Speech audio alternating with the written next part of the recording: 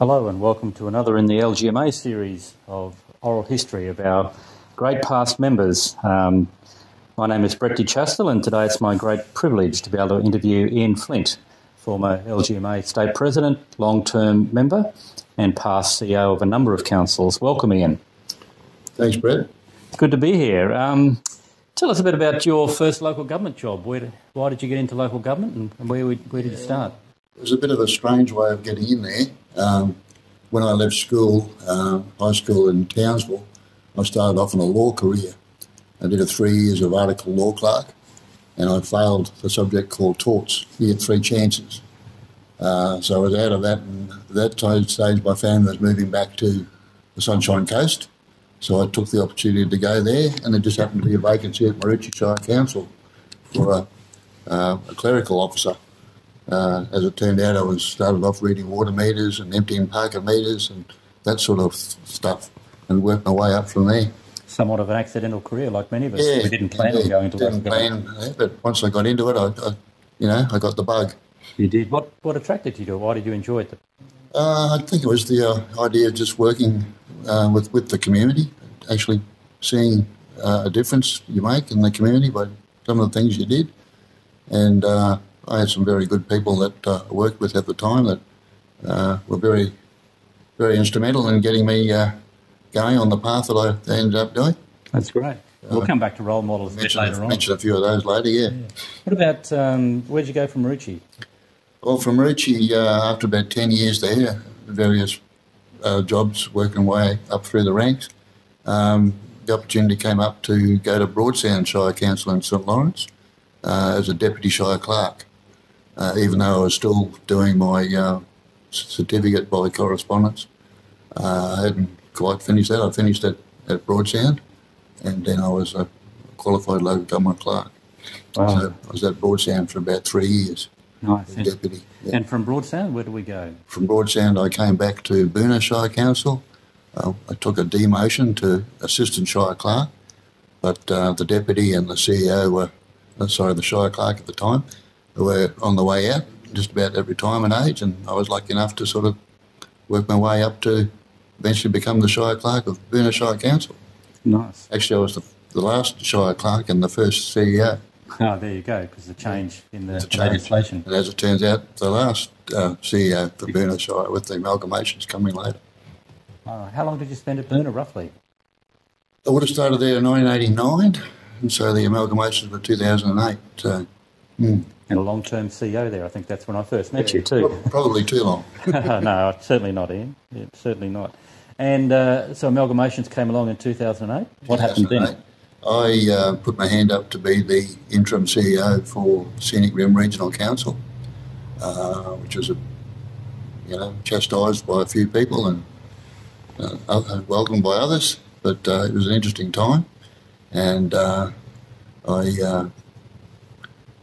there was mayor at the time at Boonah was John Brent, and the mayor at Bay Desert was Joy Drescher, who's an interesting character. So I worked with the two of them pretty well with that interim thing. Anyway, they decided that they didn't want anyone that had previous history to be the new CEO going forward, so I was made redundant. And then a bit of work for the Regional Organisation of Councils, after a bit of soul searching for about 6 months, I had no job. Did a world travel trip, so that was good. And then I ended up at Regional Collaboration, for about a couple of years there, working with Brisbane City and all the SEQ councils. And then got the job at Lockyer Valley. A CEO role again? CEO role again, interesting. Yeah. I signed up in December 2010, and January 2011 was the bloody floods. Great time. We might talk about that later on in terms of career highlights or lowlights. I'm sure that one will come up. So when you started your career, or looking back, what role models did you have? Who were the people that you can remember that really shone the light for you? Yeah, well, I guess I go way back to my Maroochy Shire days, where I was taken under the wing by Lex Smith, was the CEO, Shire Clerk at the time, and a lady by the name of Dulcie Stickwood was the accountant. Always had a fag hanging out of her mouth, but they took me under their wing, and anything to do with elections or any of that sort of administrative stuff. They gave me the opportunity to run those for them. So I had a good insight to how the workings of local government. And then there was also Don Christensen was the deputy at the time. And then later on came Jeff Adamson, and then Murray Hilton. They were all, Jeff and Murray particularly led me onto the career into Broadsound. But yeah, so very good grounding in local government at Maroochy. What would you think people should look for in a role model? Why were they good role models for you? I guess they had the experience, but they also were encouraging and weren't talking down to you. They were very much working with you and trying to get you to build a better you, you know. It was very, very good. I owe them so much, really. That's great. What about, you've been around local government for a long time back in the day. I guess it was no computers back then or things like that. So what's changed? What do you think's changed in the sector? Well, I can remember everything was pretty well manually done in Maroochy Shire. And then I remember going to Broadsound where they first started to talk about bringing in computers and whatever. Even when I went to Boona, they were still using typewriters and whatever. Hadn't really got the computers going yet. But so that was the biggest change for sure, how that technology changed. And it was very important to have some good people around you working through that because it was a big change. I can imagine. And over that career, I guess you've had some great highlights in terms of not just your own career, but interactions with the community or things you had to deal with. What were your top couple of highlights? What are the things you look back in and go, that was pretty good? Yeah, I really enjoyed my time at Boona Shire. The best part there was how we really had the council and the community working together as one, and we were very proud little Boona Shire community. Everyone was working for each other. Unfortunately, things moved on from there. I think the biggest change was when Boona became known to the rest of the world. It was a little secret there for a long time. Then people found out about it. Tourism, economic development started to really open it up, and it changed. It's a totally different place now to what it was. But I pride myself on being a part of that Boona Shire history. Not so much in Lockyer Valley. It was a different sort of setup, but the proudest achievement there was the floods was a low light and a highlight at the same time. So just explain that. Why do you look at it as well? It was very traumatic at the time. I can remember it was actually on my 55th birthday, and I didn't get home to celebrate my birthday till 3 or 4 days later. We just worked round the clock. And yeah, people lost lives and people lost everything. And just getting some of those people to pick themselves up after that was just, yeah, it was gut-wrenching and soul-searching and all that. But then the highlights were particularly that we could move the town of Grantham to higher ground, and they have not flooded since. So, and you probably saw the best of your staff there as well. Yeah. What about lowlights? What were the lowlights of your career? Were the things you look back in and... I think the lowest light, is how people just want to use you all the time. I think you're available 24/7 for anything. I can remember when Friday night swimming carnivals, and I could never take the kids to that without getting accosted by people with a problem and that, and you say, I can make an appointment for you next week, come in and talk. No, they wanted to deal with it there and then. That sounds all too familiar. Yeah, so you just had to do it. In a small community, that's how it is. Yep. That's good. Can I just go back to the Boona days, because that was probably where you spent the longest. You would have had some good political mentors there, or political leadership there in particular. Yeah, well, I mentioned Charlie Grant as the Shire Clerk I took over from, and Jim Pennell was the chair then. Charlie and Jim were good role models for sure.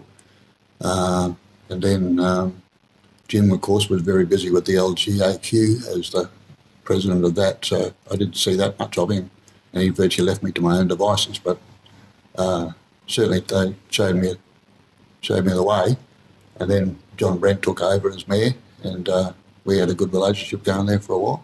Makes a big difference for a CEO to have a good mayor that you get on with. I think it's very important to establish that relationship. If that's not working, then you may as well go. Yeah. So, Ian, you've been a CEO of two different councils, both Boonah and Lockyer Valley. Why were you successful as a CEO? What worked for you? I'd like to think it's because I'm personable, and I can relate to people, and I communicate well. And Steve Jones was not the easiest person to work with as the mayor of Lockyer Valley. And many a time we had some stand-up sort of arguments, but I would always give my advice as I saw it, and they would respect that, and I would respect their wishes as well. And most times we were able to work out a compromise that worked for everybody. Not always, but most times. And sometimes you had to let a few go through to the keeper. That's right. And the most difficult part of your job? Most difficult part, I think, is the buck stops with you. And sometimes, particularly in the floods, I was signing away authorisation to spend money. I had no idea where the money was coming from and how it was going to all pan out in the end, but it had to be done. We just had to make those decisions. And I guess I just was very trusting of the people around me. And another role model that came out of that was Jude Munro from Brisbane City. They were very, well, we developed a relationship at my time at Regional Collaboration, but she and Brisbane City were very helpful in the floods, helped us out a lot. Yep, that's great. So also a LGMA board member. How long were you on the board? I was just trying to work that out before you came, actually, and I finally established that it was 2004 that I was the president there. I think I did one or two terms, and the highlight of that for me was working with Tony Wheelow as the CEO at the time. He's a character in his own right, as we all know. But we did a lot of tripping around all of Queensland and actually meeting members and talking to them. And I think it was the first time that they'd actually had that approach from the board. We had a lot of meetings in regional Queensland, and I think that was well received. I'd like to think so, anyway. So why did you get involved with LGMA? What made you put your hand up to get involved? Well, I think it was something we've always aspired to as you come up through there. The local government conferences were always a highlight of the year, and you'd meet your fellow colleagues, and there were people that I can remember as a young fella, it was a privilege to be able to go to one because it was very rare that you could, and over time, you sort of became part of the show as well. But it was always something to look up to, and so I felt it was a good way to give back by having a stint in there as well. Well done. And the best thing about having a local government career, what would you recommend it to people for? I think I said that before. It's being able to serve the community and see you make a difference in how people in the community live and work and play together. I think that's so important as the government closest to the people. It really is, particularly in the small rural communities, which is where most of my career was. And there's some great people and there's some not so great people, but you learn to get on with all of them. So, Ian, if anyone's out there who's listening to this and they're thinking about either joining local government or becoming a local government CEO, what advice would you give them? Well, I think it's a great career, but you've got to work at it, particularly develop those communication skills, not only getting your message out, but develop the art of listening and being able to respond and give feedback that is meaningful and helpful. Ian, what advice would you give to newcomers or particularly to prospective local government CEOs about being a CEO? Yes, Brett. I would say that they should hone their communication skills, not only about getting timely and meaningful messages out, but also listening and providing informative and constructive feedback. Also about developing relationships, particularly with the mayor. And there's lots of positives and negatives in local government, but I would advise them to concentrate on the positives and celebrate the achievements and skip over the negatives as quickly as possible. That's very good advice, Ian. I'm sure that that would make a big difference for anyone aspiring to be a CEO.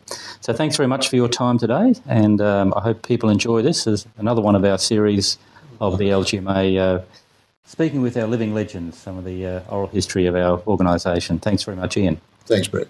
Well done.